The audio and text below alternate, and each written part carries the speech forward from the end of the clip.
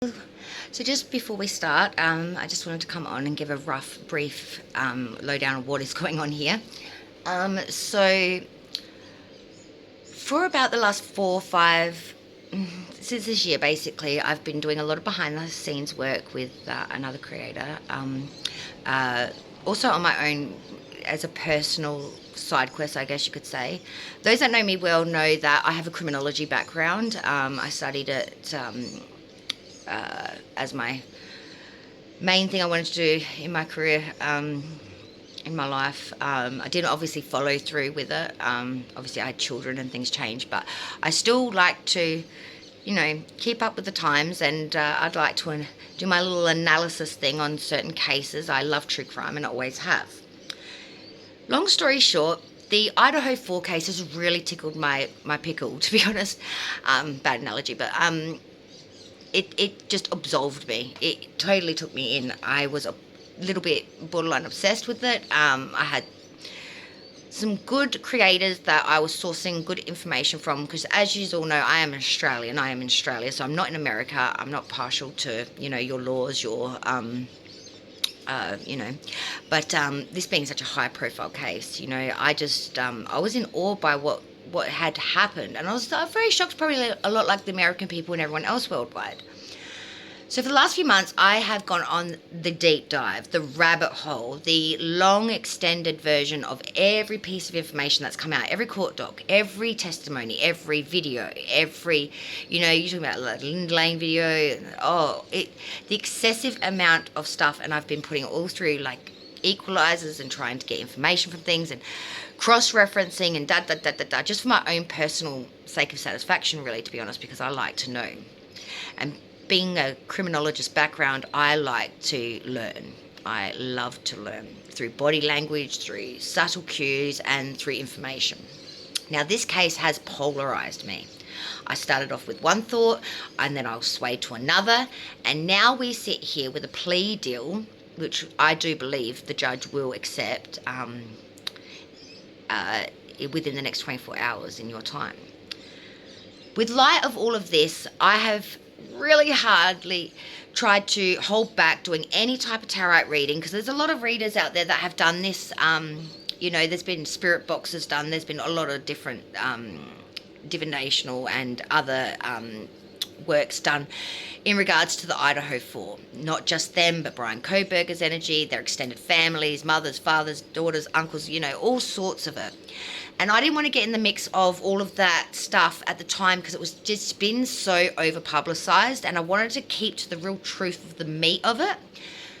But as we now sit here with the plea deal, which will obviously, I do believe, go through, I think it's time to ask the divine what the hell they think, get some real clarity from the other side of the veil, and really find out what they say, and maybe get some tidbits of what I've learned along the way and my personal opinions. Now, I'm going to start off with this with a disclaimer. Everything that is said on this video is alleged. This is my own personal opinion. I am in no way a professional. Please do your own research and form your own opinion. Do not just take my word as gospel. This is just my perception. This is my perspective, and I'm on the other side of the world, and I'm no way linked, paid, or connected to any of these individuals that we are talking about, people, places, or things. Okay? I am nowhere near it. I'm looking from afar through a lens of impartiality, and I am non-biased here. So, with that being said, I have been swayed both sides of the camp on at least one occasion throughout this 6-month ordeal that I've put myself through. I don't know what I'm going to do after this case.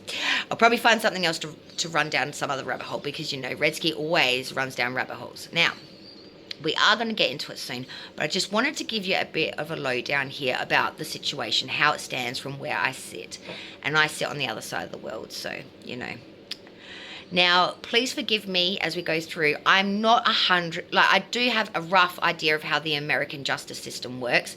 I am not skilled in this fact. I'm Australian. I'm more knowledgeable within Australian law. I've also done law studies, so I know Australian law back inside out, backwards, forwards.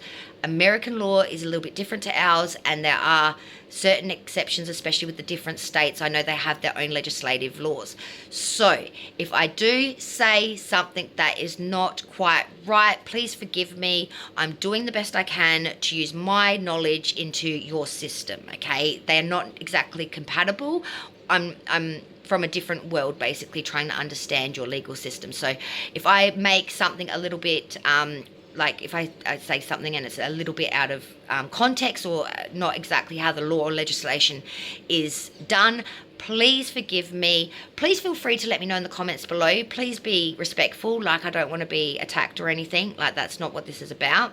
This is just a personal perception and perspective. Let's keep it light, keep it sweet. And let's remember that 4 people did lose their lives here. So with that in mind, I just want to say that I'm very thankful that whether you see this as the right justice or not, there will be a result here.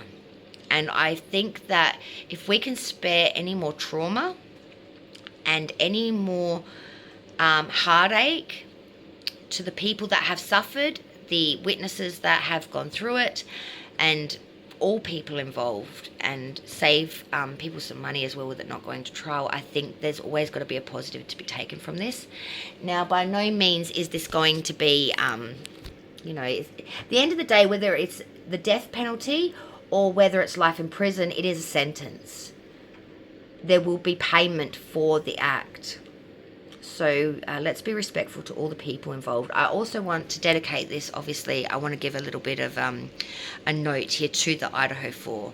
I probably shouldn't keep calling them that. I should use their actual name, so I apologise for that as well. It's just a little bit easier than going through the names. So to Maddie, Zayna, Ethan, and of course Kaylee, I'm so sorry what happened to you happened.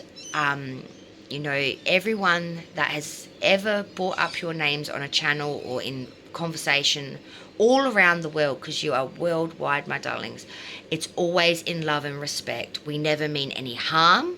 We are all wishing you well on the other side, and we do this, mention this for the fact that we want justice for you, whatever that looks like.